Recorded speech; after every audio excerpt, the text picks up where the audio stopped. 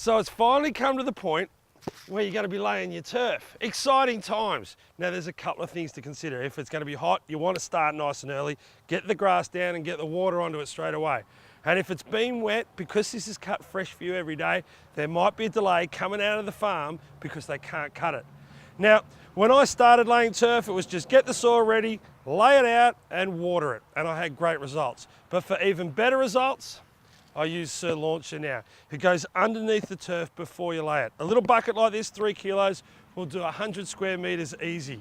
What it does is it's got a thing called moisture magnets in it. So when you water the lawn, the water hangs around longer and this guy gets established quicker. It's a win-win because it's got a starter fertilizer in it as well.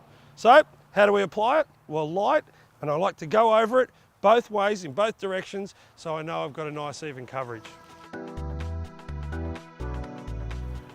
The reason why I like to do it light and go over it in a couple of different directions, it's a lot easier to put a little bit more down if it's light than to try and pick it up if you put down too much. We're ready to lay turf. Now it's pretty simple. I always tell people, make sure it's green side up. That's a great start. But actually there is a bit of a science to it. I like to go around the edges against any hard surfaces with full slabs.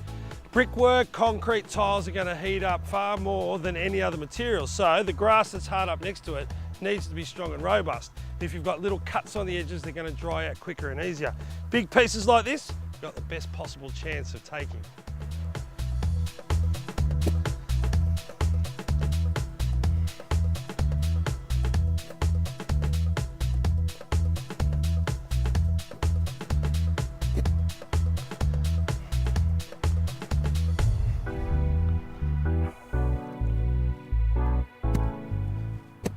It's not too hard to lay turf, but if you do a couple of things and you show a little bit of patience putting it down, you're going to get a better result.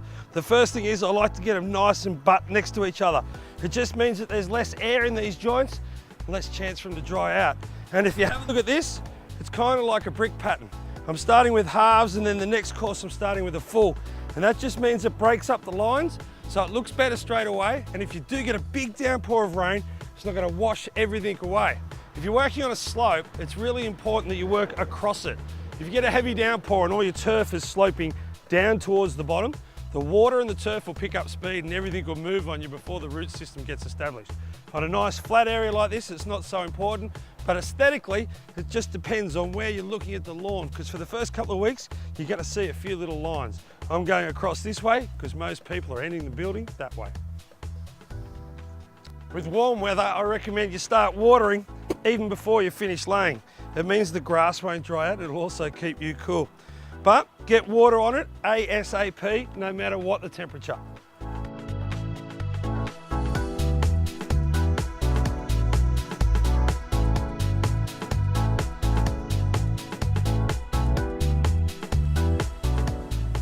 By far and away, this is the most enjoyable part of the job. Watering it in, standing back and admiring your new Sir Walter lawn. Now, how much do you water? Well, at first, I don't think you can overwater a new lawn. I like to do it morning and night. Straight off the bat, as soon as you finish, give it a nice heavy soaking.